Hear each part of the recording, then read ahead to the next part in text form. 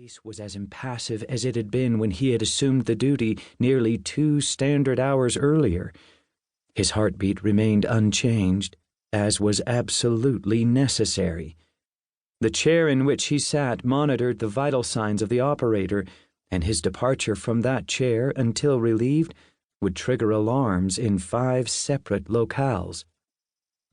The operator repressed a smile, taking a deep breath of the carefully filtered air as he thought about the special circuitry woven into the suit which he wore and the special modules in the heels of his boots. The air, despite the filtration, carried a tang of ozone and metal. He stretched carefully to ensure his weight remained in the chair, then returned to scanning the board, his professional look glued firmly in place, waiting for the hidden but routine 2200 military scan. 2152. A third pulse on the feedback loop, this time larger, almost above the noise level. Click. The light pen slipped from the narrow front ledge of the control console and dropped onto the floor.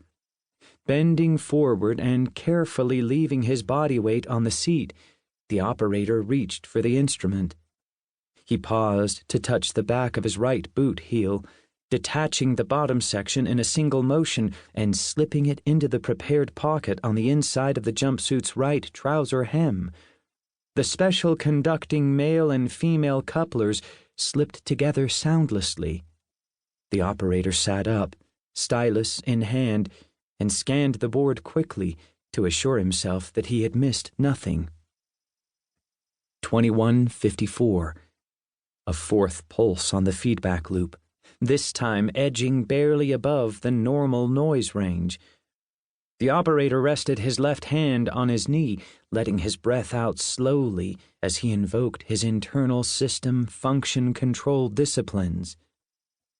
2156. A fifth pulse, clearly into the high noise range. The operator looked toward the sealed portal as if checking to see that no one had entered. His left elbow touched another control plate, this time in the third row on the left side. 2158.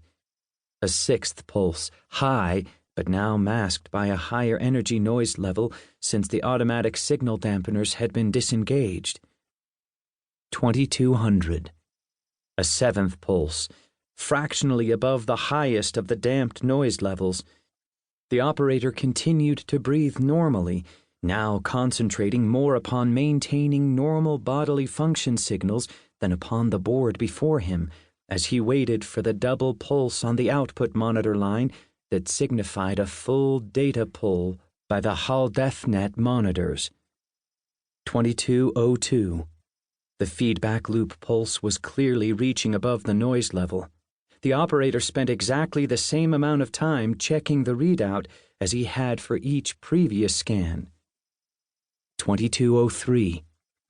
On the fourth panel from the left in the second row down, twin pulses wavered for an instant and were gone.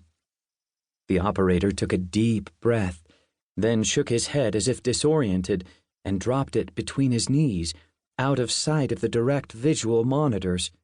His hands detached the left boot heel, guiding it into the pocket on the left trouser leg of the single-piece coverall. Once again, the couplings in the pocket and those on the heel slipped together without a sound. He had less than half a standard minute to complete the next phase of his mission. Squinting his eyelids shut tightly and still keeping his head down, he tossed 2 small squarish cubes over the top of the control console. Flirt! A flare of intense light flooded the room, a brilliance that seared the monitors into uselessness. Even as the glare continued, the operator, eyes closed, taped down the seat cushion on 4 edges. While the pressure would not be as great as if he remained sitting there, it would be adequate to convince outsiders that the operator was slumped halfway out of the seat. Next, he jerked open the front closures on the single suit and wriggled out, carefully leaving the suit itself in the operator. To keep listening to this audiobook, I've left you a link in the description so you can do it, at no cost thanks to Audible's 30-day free trial.